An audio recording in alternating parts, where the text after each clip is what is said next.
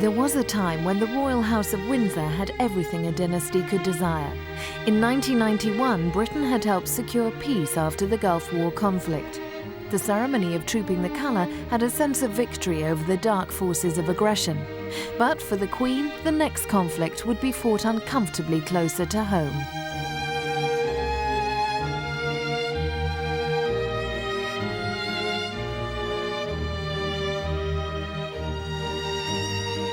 Princess Diana had done more than provide the next royal generation. She had given a new vitality to an ageing institution.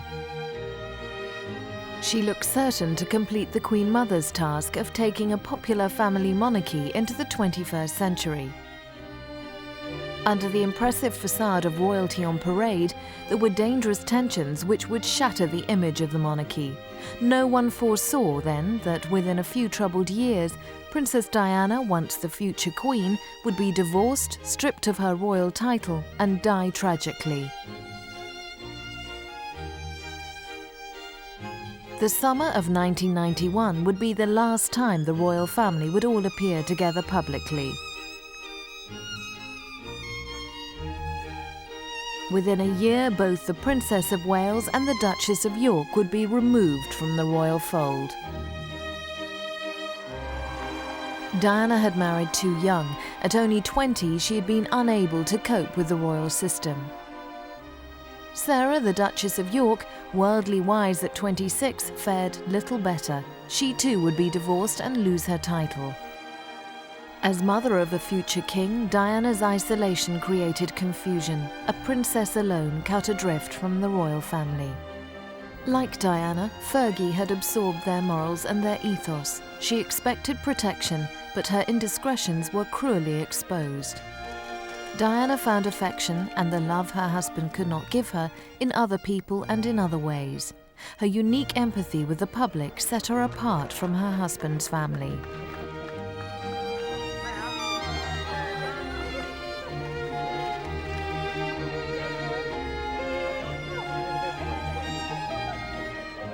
Her warmth and compassion for the forgotten and dispossessed made her an icon of caring in a selfish age.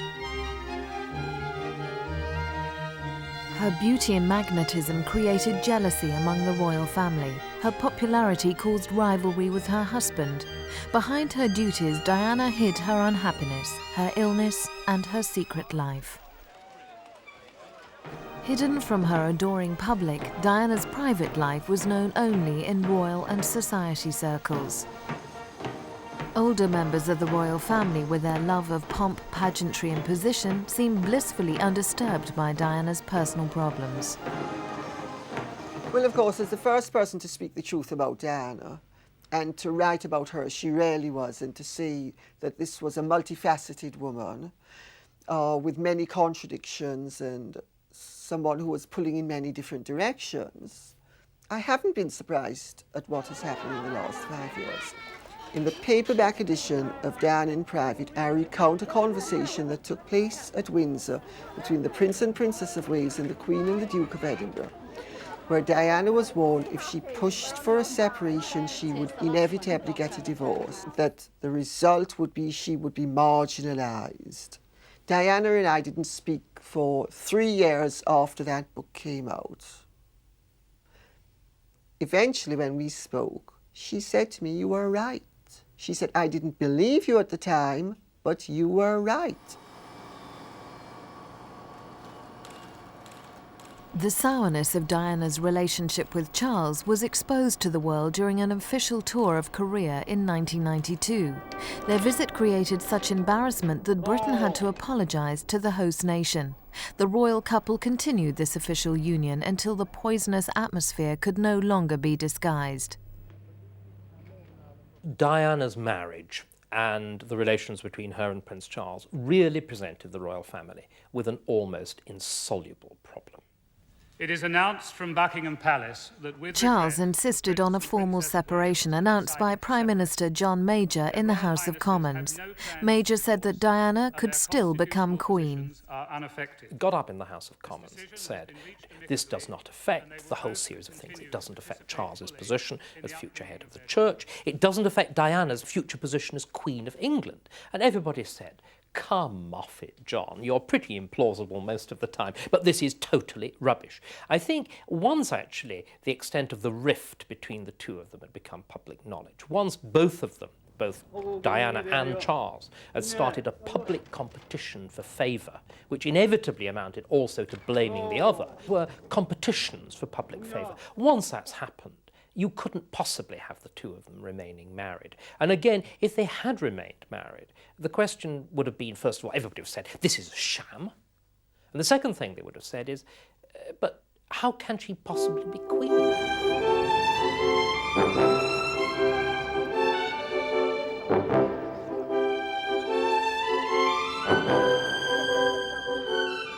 In 1993, Diana made her last official visit to Wales as their princess. As usual, her pulling power was immense.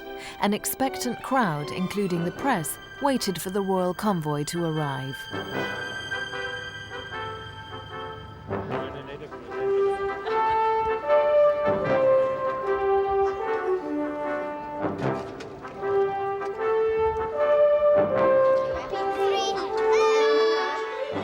Diana knew instinctively that her popularity with both the public and press gave her a power base and a trump card to match the power of the royal system. For years, she fought the courtiers who effectively controlled the monarchy. Immensely photogenic, she liked publicity and used it to her own advantage. Diana invented a new art form. In the beginning, we used to describe her as the last silent film star. That was nowhere near the truth. Diana was not very good on television. What she was brilliant at was posing for popular newspapers, for the tabloids. And she invents this new art form, which is really, look at it, I mean, some of the most famous images we have, Diana outside the Taj Mahal. I mean, it's Greta Garbo, I Want to Be Alone. Or the famous scene in Seoul, in Korea, where she's pulling away from Prince Charles, and the use she always makes of her eyes, those great, heavy, cold eyes, and the look going up there. What she's doing, she is posing for a picture, which she knows will have a tabloid headline written over it. There were times when the acting gave way to real emotion, her performance unable to contain the real turbulence within. During the summer of 1992, Diana's secret sorrows became public dramas, following the revelations about her private life. During a speech at a hospice in Liverpool, her composure broke as she fought back tears. In all that you do, you reflect so very sincerely the philosophy of tender, loving care, which is and always will be the hallmark of this hospice.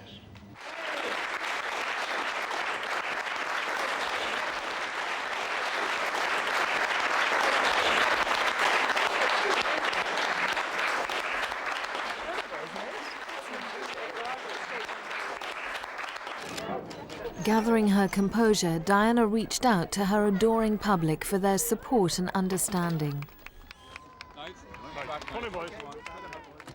Her emotional breakdown was due to the publication of a sensational book claiming to be the true story of her life and exposing her suffering within her marriage. Its author confirmed his story on television. The tears that she's shed in public in Liverpool are as nothing compared to the tears that she shed over the last year. I can't emphasise strongly enough the volatility of the situation inside Kensington Palace. Her husband's uncaring attitude, his unfaithfulness, and the coldness of the royal household were disclosed in candid detail. The book revealed her cries for help, her suicide attempts, and her eating disorders. There are a number of sources for the suicide attempt. Some of the sources are off the record, in tape-recorded interviews. And on each occasion, when I was quizzing the people about these suicide attempts, I asked them, who told you? And the answer came back on each occasion, the Princess of Wales.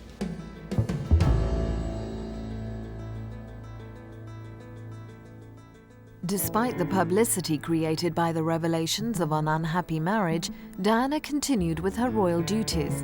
Outwardly, their marriage still appeared to be in good shape, but behind the scenes, forces were at work to discredit her. Diana knew that her husband's friends were making her out to be unbalanced, and plans were made to expose her as an adulteress.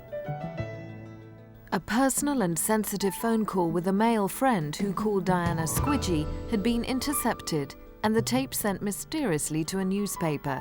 Labelled by the press as the Squidgygate tapes, they were published in August 1992. James Gilby, who is a named source in Andrew Morton's book, was revealed as Diana's confidant. It's just so difficult, so complicated. It makes my life real torture, I've decided. Diana's friends retaliated by publicly exposing Mrs. Camilla Parker Bowles as Charles's long-term mistress. Sometime after her first public appearance at a polo match attended by the Queen in June 1992, an intimate telephone conversation between Charles and Camilla was leaked to the newspapers. One way along with, if you know what I mean. I knew it would revive me. I can't bear a Sunday night without you. Oh, God. Later, in a television interview, Charles admitted that he and Camilla had been lovers since 1986. They met regularly at her farmhouse in the country. Diana was not slow to realise how important the tapes were in her battle with Charles. Once Diana had the tape, she is supposed to have tried to use it as leverage to get a separation, because she wanted a separation. Not that by then she was so unhappy with the Prince of Wales, but she was unhappy with the courtiers running her life. Well, once they knew of the existence of the tape, these very courtiers spun around and taped her with her lover at the time, who was James Gilby, to really stymie her and have a quid pro quo situation whereby she would not be able to use the tape to damage the Prince of Wales. Diana certainly believed that she was not accidentally taped, and I know this from her personally.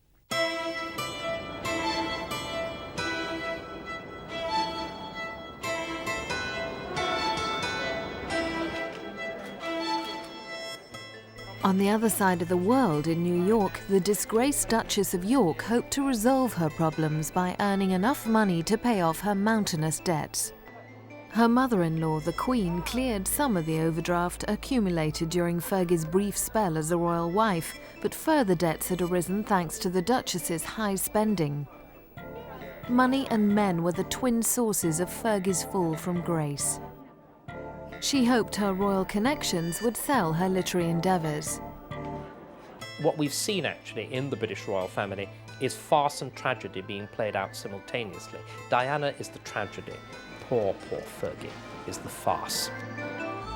Palace officials viewed Diana and Fergie as a continuing danger to royal stability.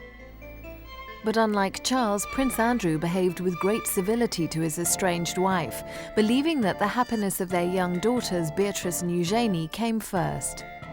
Fergie's downfall was prompted by her love for rich, handsome Americans. First there was the dashing Texan Steve Wyatt, then his friend Johnny Bryan followed.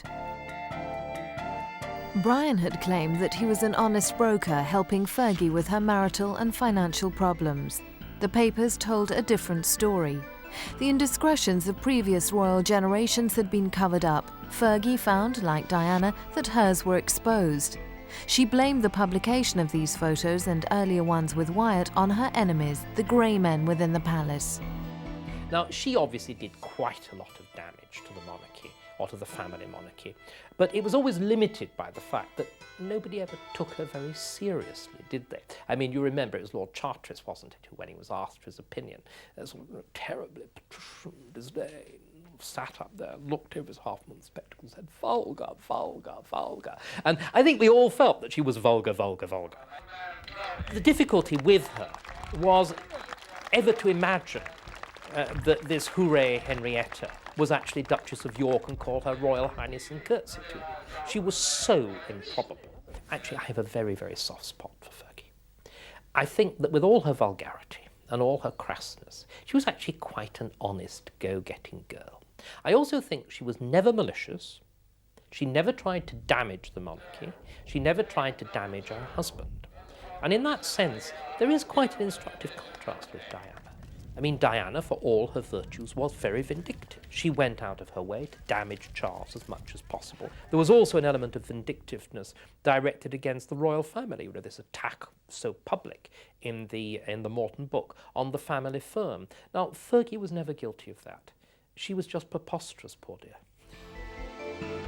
The royal family were on holiday at Balmoral when the pictures were published of Fergie on holiday with her lover Johnny Bryan. The Queen could not forgive her daughter-in-law's reckless behaviour.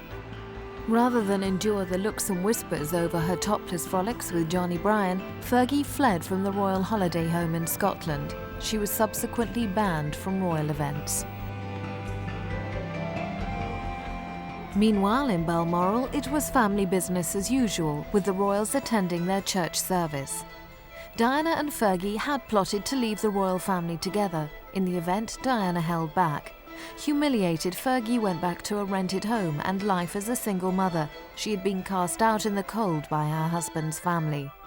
Fergie floundered from one house to another, one unsuitable man to the next, one wild scheme to a worse one, consulting fortune tellers over her prospects.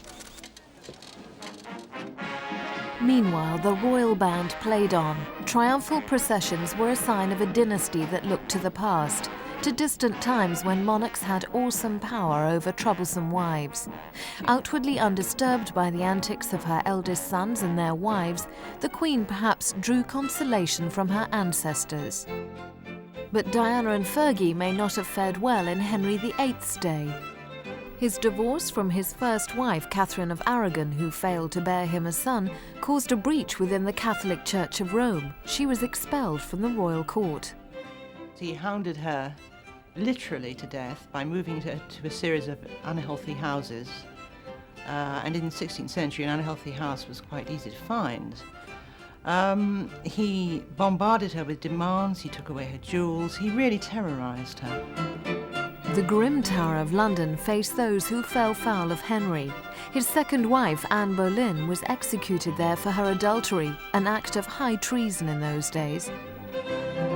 A swordsman was sent for from France to execute her with a sword rather than having her done in with an axe, which was the way common people had their heads chopped off. I mean, the result was the same, but there was a little bit more honour in it. But later, the Prince Regent's battle with his wife Caroline of Brunswick was lost when the House of Lords refused him a bill of divorce. She was an outrageous tart, you can imagine. I mean, she was promiscuous, she was exhibitionist, she did everything to shock and make a damn fool of herself.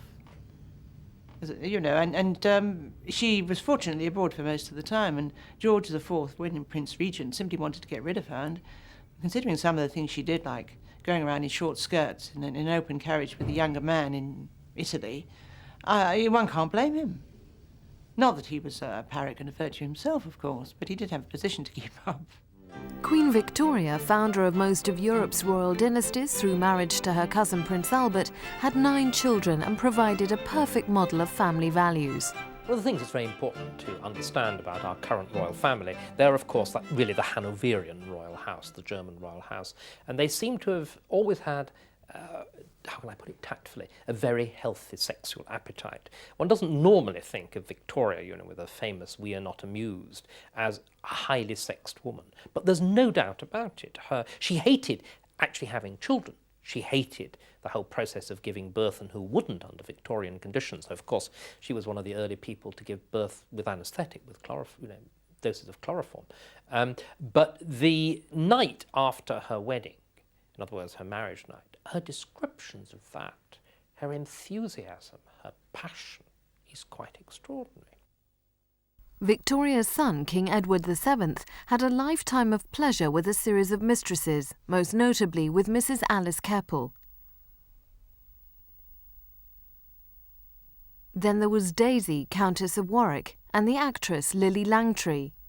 the man with so many mistresses that there were allegedly sort of rules as to how the mistress should behave, and one of them sort of explained how a mistress was supposed to behave, that you curtsied first, called him sir, and then jumped into bed. Queen Alexandra tolerated her husband's infidelities. Great-grandfather King Edward VII, Victoria's son, when Prince of Wales, notoriously had many affairs and continued to after becoming king.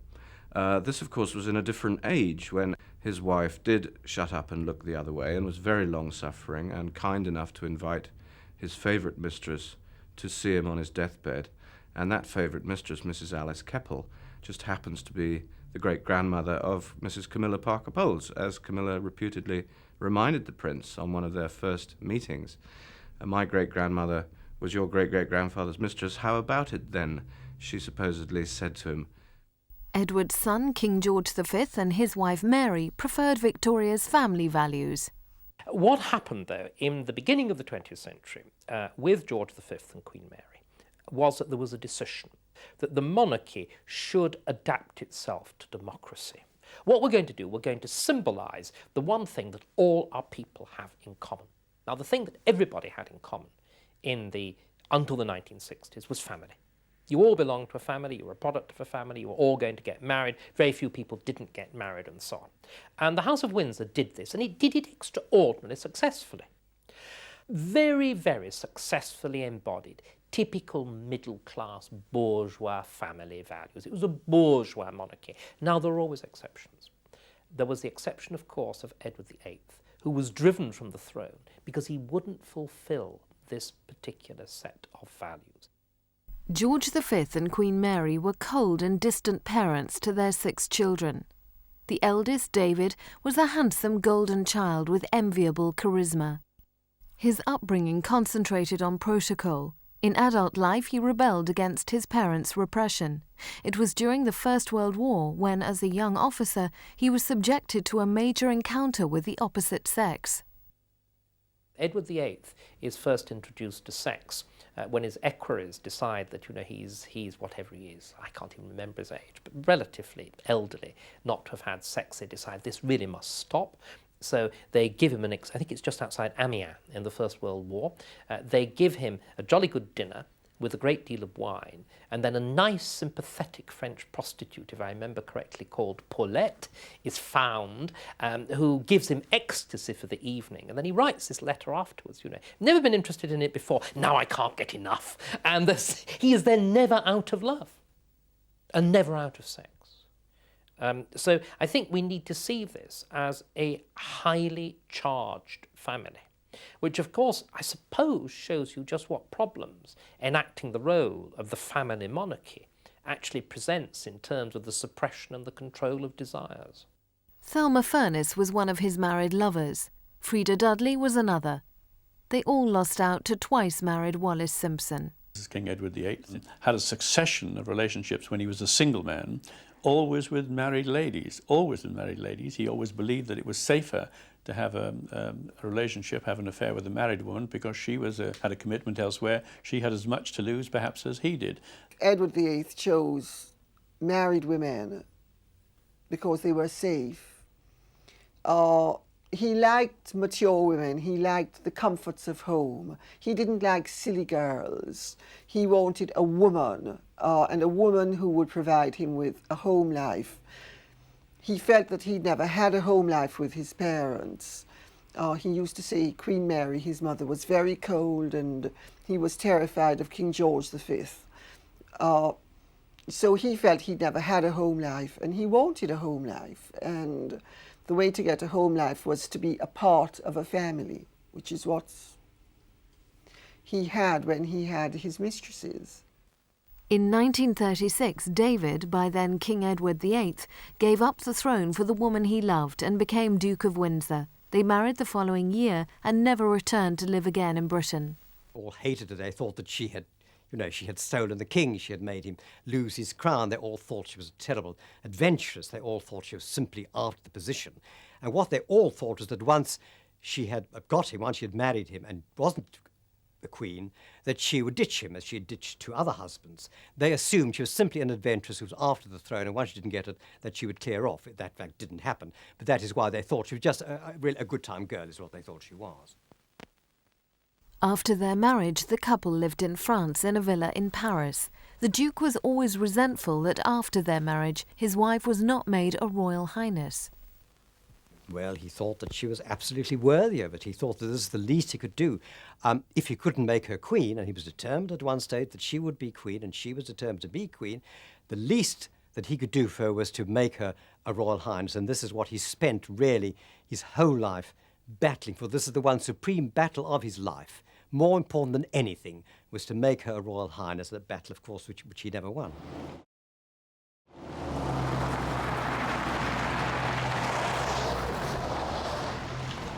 The royal family's attitude to divorce and remarriage was severely tested in December 1992, when the Queen allowed her divorced daughter, Princess Anne, to remarry.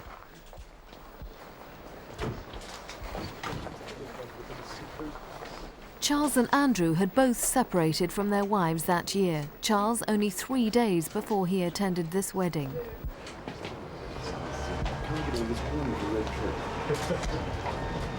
The quiet ceremony in Balmoral's tiny church marked a triumph for Anne. By marrying in Scotland, she had escaped the opposition of the Church of England to the remarriage of a royal divorcee. The 42-year-old princess had shaken off the scandal surrounding the discovery of love letters from her new husband, Tim Lawrence, then an equerry to the Queen. The combination of palace protection for a princess of the royal house and her own capacity for a heavy workload ensured a smooth transition. Anne's indiscretions were all forgotten. Tim, a naval officer, was welcomed into the family he had once served.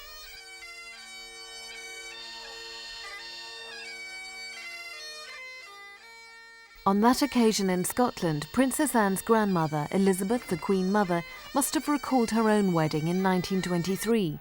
She had been handpicked by Queen Mary as a bride for the diffident Prince Albert, known as Bertie. The daughter of the Scottish Earl of Strathmore, Lady Elizabeth Bowes-Lyon was regarded as a commoner, but Queen Mary found her eminently suitable. Bertie became George VI after his brother abdicated to marry Mrs. Simpson. He called his family the Firm. Their children, Princesses Elizabeth and Margaret, were attractive, unspoilt girls, close to their parents, the image of the ideal family. In 1948, Princess Margaret fell for the King's equerry, Group Captain Peter Townsend. Sadly, her love was in vain. A divorcee, he was barred from remarriage in the eyes of the Church. The Queen's sister, so close to the throne, marrying a divorced person wasn't on. Not in the moral climate of the time, just after the war. Years after Townsend's departure, Margaret married society photographer Anthony Armstrong-Jones, newly ennobled as Lord Snowdon. The marriage began with great hopes, but the couple may have been temperamentally unsuited. Margaret was the Diana of her day and never off the front pages, particularly when she was romantically involved with a younger man, Roddy Llewellyn. She was quite a sexy, attractive girl. I don't see any reason why she shouldn't have lovers. She's got this nice, quiet little island in Mustique. A lot of people would like to be very close to Princess Margaret because she's royal, because she's glamorous, because she's famous. And a lot of young men, probably young men, would want to become her lover, I would say, and she's had a few. Princess Margaret survived the scandal of her divorce in 1978. Years later, she carries out her royal duties with resignation and royal decorum. But Margaret is sometimes seen as a difficult, even arrogant woman. Princess Margaret has not really been a very sympathetic personality because she's never really known how to play the princess role in terms of friendship. You know, one minute she's very down to earth and very much the way Diana could be, where people would call Diana Diana and she wouldn't mind. Well, Princess Margaret minded. Princess Margaret minded awfully if people called her Margaret.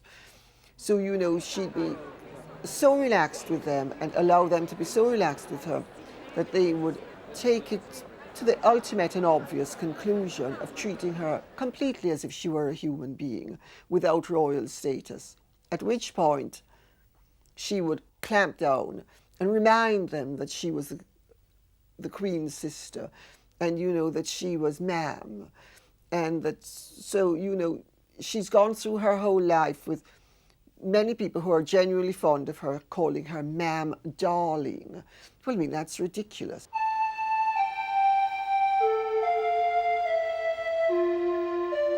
Older royals can recall times when their private behaviour was concealed within great houses, among aristocratic friends, and kept secret from the public. One of those mansions was Broadlands, the elegant former home of Lord Mountbatten. It was bought by his beautiful and wealthy wife, Edwina. Edwina Mountbatten made Fergie look like the sweetest, most innocent baby. She was promiscuous, she was sexually avaricious, she was bisexual, she was wildly indiscreet. She didn't care who knew what she was up to, as long as she was gratified. Her marriage to Lord Louis Mountbatten survived for the very simple reason that Edwina Ashley, as she was one of the greatest heiresses of her time. And he, who was a son of Prince Louis of Battenberg, had no money at all.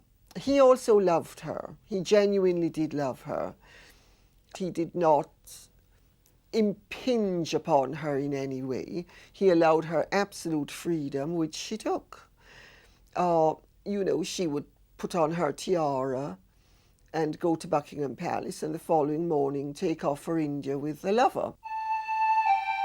Broadlands in Hampshire has been an important retreat for the Queen and Prince Philip, who spent their honeymoon there. Prince Charles took Diana there in July 1981 to spend their wedding night. He knew the house well through his extreme closeness to Lord Mountbatten, the man he called his honorary grandfather.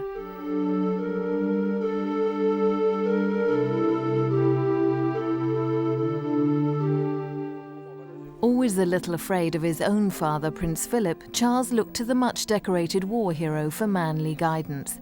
Mountbatten was aware that Charles was shy about entertaining women under his mother's roof. He gave Charles advice about his love life and the need to keep secret liaison out of the papers. Mountbatten allowed him to use Broadlands as a love nest for his affairs with single girls and with married women. Among the married women was Camilla Parker Bowles. She came to dominate his life. He would also have counselled Charles that if he was going to have a love affair with another woman, particularly a married woman, that it was going to be kept strictly, quietly, and strictly on the side. Mountbatten himself could be the most indiscreet of men, but where relationships were concerned, he could be ultra discreet, and he would have impressed upon Prince Charles and upon Diana the need for the utmost discretion, and he certainly wouldn't have allowed them, either of them, to have made the public confessions that they subsequently did. In earlier times, royals kept their secrets. They expected deference from newspapers who kept silent over scandals. The new generation of royal women, particularly Diana and Fergie, emulated the marital behaviour of previous royals such as the parents of Princess Alexandra. Her father, the late Duke of Kent, was a son of George V. Known as Prince George, he married the beautiful Greek Princess Marina. A glamorous couple, they had many indiscretions. In terms of what goes on nowadays, it wasn't really shocking. It was just sort of very human. You know, he had a coke problem, he was bisexual, had an affair with like Noel Coward, that sort of thing. Well, she was widowed very young, and she had a very healthy respect for masculine flesh and availed herself of it at every turn. The problem is, of course, that she lived by the rules of her day, which were that a married woman should usually have an affair with a married man. So there were many wives who absolutely loathed Princess Marina because she was busy leading their husbands by the nose, so to speak. But she never put her foot wrong publicly. She was always beautifully presented. She was a beautiful woman, beautifully turned out, always charming, always impeccably behaved in public. What she did in the privacy of her own bedroom was her business. And her children understand this and respect the fact that she had an absolute appreciation of royal decorum and never put a foot wrong.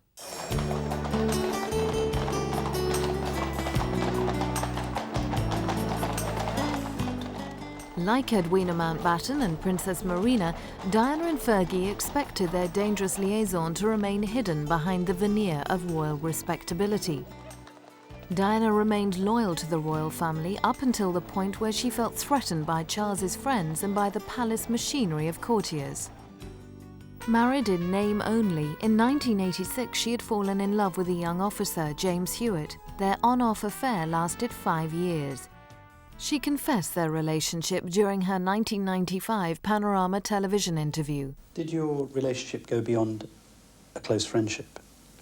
Yes, it did. Yes. Were you unfaithful? Yes, I adored him. Yes, I was in love with him.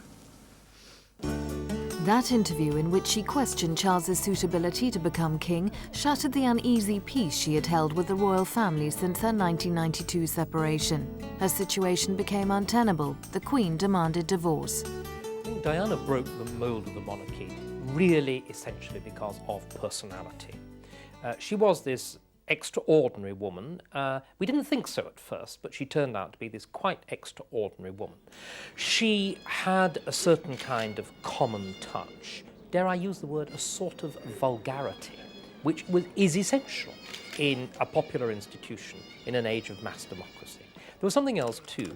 It was her very unhappiness and the dreadfulness of the marriage, which she decided to treat in a very different way. She, of course, decided not to go quietly. She would tell all. Now, these two things, the vulgarity on the one hand and the determination to tell all on the other, ripped apart the two central themes of the 20th century British monarchy. She destroyed the great selling, if you like, the great advertising slogan of the British monarchy. The touch of vulgarity also did something else. This monarchy, which was a popular monarchy, a very successful monarchy, also depended on maintaining a distance, a certain remoteness. And she reached out, she cut through that, she broke it. So she broke both the etiquette and the slogan. It's hard to think of a more complete demolition job. In India, Diana publicly humiliated her husband. Expecting a token kiss, Charles was rebuffed by a deft turn of Diana's head. This gesture brought the battle from the royal home out into the public arena. I think there's no doubt at all that Charles and Diana were in appeal. They both behaved as though they were. They had their generals, they had their lieutenants, they had their plans of campaign, and there were famous battles, weren't there? Diana's warhorse was a sleek limousine, her battle dress selected to upstage Charles, who foolishly admitted adultery with Camilla Parker Bowles during a televised interview. There was this extraordinary moment when Diana turned up at the Serpentine Gallery, deliberately choosing the sort of art that Charles hated, wearing that dress, and you have never seen so much royal leg since the proxy marriages of the Middle Ages. When a princess was married by proxy in the Middle Ages, she was put naked into bed, whilst the visiting ambassador who was marrying her by proxy put his naked leg down beside her. Well, as I said, you've never seen so much royal leg since one of those things, that extraordinary split dress. It was magnificent. Men and women were equally entranced by Diana's startling beauty and her powerful presence.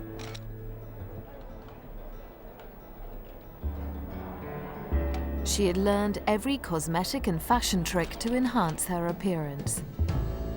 Against her dazzle, Charles looked dull and old-fashioned, too rooted in tradition.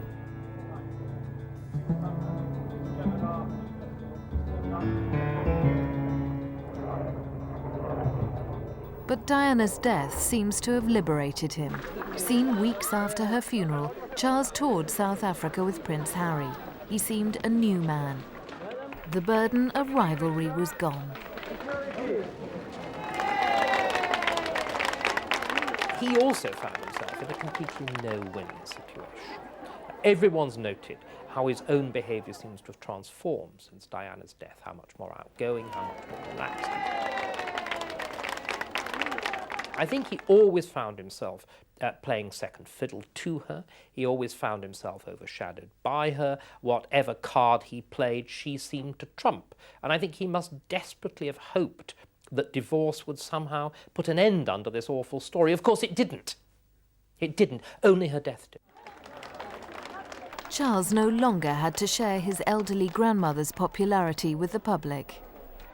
I think that what has happened to him is a genuine tragedy, because I think for many years his work was completely ignored, and the sort of person he was twisted and perverted by the media. The press had long tracked Charles's friendship with an attractive Australian, Lady Dale Tryon, an old confidant from his bachelor days. He nicknamed her Kanga and wrote her many letters. But tragically, within a few weeks of Diana's death, she died in hospital following an operation. Dale Tryon had been wheelchair-bound after falling out of a clinic window the previous year. The Dale Tryon that I knew was in some ways a wonderfully exuberant and really delicious personality, and in latter years quite a sad woman. Dale's whole identity was caught up in having been a confidant of the Prince of Wales. She was obsessed with the Prince of Wales. Unlike Camilla, the other woman in Charles's life, Kanga ran a successful dress shop in London's Knightsbridge. When Charles went back to Camilla, Dale hoped that he would have gone back to her as well, and he didn't. He and Dale remained friends, but that former intimacy had gone forever. And Dale and I had one very close friend in common who used to say to me, and has to remain nameless because she's so well placed that it would be impossibly embarrassing for her name to be used. But she used to say to me, "Oh, you know, Dale is still implying that she and Charles are still on. What do you think?" And I used to say, "Absolutely not. He's not on with her." But Dale went around implying to people that she was still a confidant long after she wasn't. This is what I'm really proud of. No, I love that. In an exclusive interview shortly before her death, Kanga spoke of her relationship with Charles. It's been a wonderful success, this neckline. Just because he happens to be Prince of Wales doesn't mean he's any different from lots of other friends. And I love my friends, and I love him a lot. But it's a very different thing saying you're in love with someone than that you love them. And my friends have been a wonderful, wonderful support.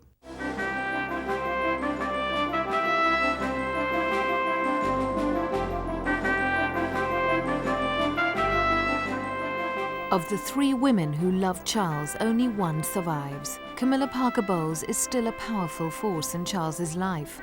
She had become the mistress who will not go quietly. Charles and Camilla can continue for the rest of their lives without getting married, and in some ways it will suit both of them better. He won't have the fuss that making her his wife will cause, and she will not be condemned to being a Princess of Wales, because believe me, to her it will be a condemnation.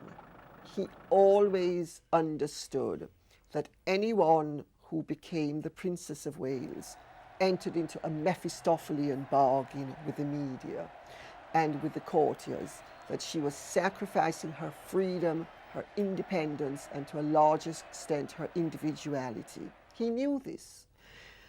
And Diana knew this, because he told this to Diana, but Diana was too young to appreciate what she was really swapping and what she was really getting into. Camilla knows it. Camilla doesn't want it. After her divorce, Diana resolved to leave the past behind. In the summer of 1997, she holidayed in Saint-Tropez with the family of Mohammed Al Fayed. Diana stayed in the Fayed sumptuous villa and cruised on their luxurious yacht. Among the party was Fayed's 42-year-old son Dodi, a film producer, with a well-documented interest in beautiful women. In the Saint-Tropez heat, Diana and Dodi fell in love. Their first meeting was captured on film in June 1988 at a polo match. At this time, Diana was still married to Charles. I think Diana's affair with Dodi was the royal family's dream come true. You see, it suited the royal family for Diana to be wound down publicly and for Charles to be wound back up. And Diana was doing with Dodi what nothing else could have done. Had she lived, her relationship with Dodi would have been an answer to the royal family's prayers.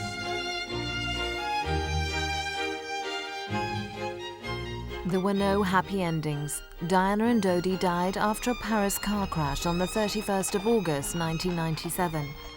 Her death and the incredible outpouring of grief forced the royal family to adapt to public opinion. Diana and Fergie had played a dangerous game and lost their status and titles. Diana's indiscretions began a chain of events which ended in the ultimate tragedy. 2 young boys lost their precious mother and will grieve for her all their lives. The Queen at 71 faces urgent changes in the royal family values she has accepted from the cradle. She had believed that the monarchy was a modern institution, evolving gradually with social changes.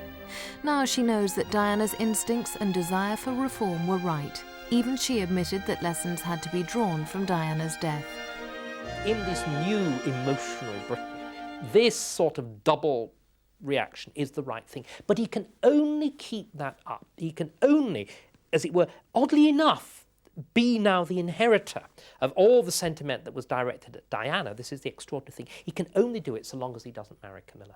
Camilla, I think, is now permanently the mistress. She is now permanently behind the scenes. She will never become queen. She will never have a coronation. There will be always a ghost Queen Diana. By a deep paradox, Diana's death put her back into the royal family. She was buried underneath the standard of a royal highness, although the title had been stripped for her. Prince Charles behaved as though he was still married to her, and it's almost as though her death wiped out the divorce. She will always be Charles's wife. She will always be mother of the 2 princes, and in a funny kind of way, she's queen from beyond the grave. She went home to Althorp, her family's ancestral estate, back to the Spencers whose forebears lie with her father in the nearby church at Great Brington, the village she knew as a girl. Diana is not there. She was buried away from public gaze on an island in the middle of a small lake at Althorp, where she played as a child. Her memory will be adorned by myth and fable and legend. Her death has shown that no one can predict the fortunes of the House of Windsor. Diana is finally at peace.